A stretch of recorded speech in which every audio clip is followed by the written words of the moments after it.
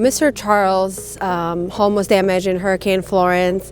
There was some wind damage as well as water damage. So really the main impact was that he was living with mold for several years after the storm. Mr. Charles was referred to us by Legal Aid of North Carolina. They had been assisting him with a Rebuild North Carolina application, and he was deemed ineligible for various reasons. And being the agency that we are and try to problem solve creatively, they referred Mr. Charles to our agency so that we could figure out a solution to get him home again. The Methodists were closing down their site in Little Washington, and they had a mobile home that they were utilizing as an office there. So Brian called and asked if we could potentially purchase that mobile home and turn it into a home for Mr. Charles. So that's what we ended up doing. We went up to Little Washington, tore off all the underpinning, unhooked everything, hired some mobile home movers, and got it down onto his land.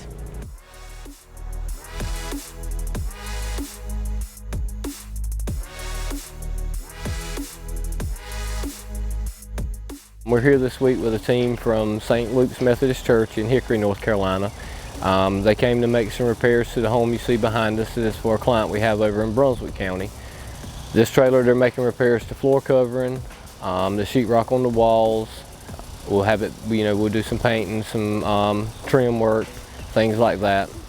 Well, we have 2 engineers, and we have an electrician, we have an architect, and then we have people that have been doing construction work for many years. We have one man that he's been on 200 mission sites. So most of us have been 30, 40, 50, 60 mission trips. But so that's what kind of experience we bring to the job.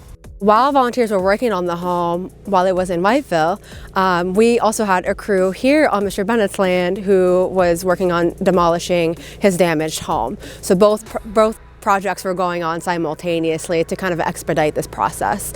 And so volunteers worked on the home, and once it was ready and safe to be moved, it was brought out onto his land.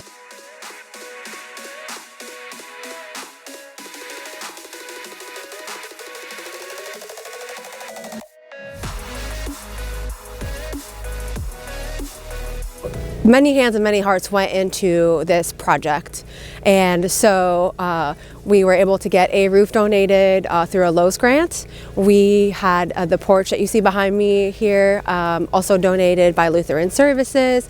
DART ILM also funded some of this project, and then as we were moving and getting the house ready, we partnered with Habitat for Humanity of Brunswick County to refurnish his home.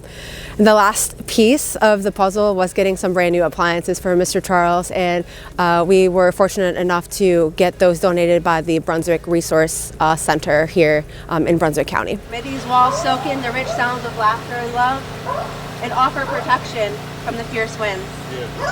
May this roof hold strong and these roots sink deep. This is your home.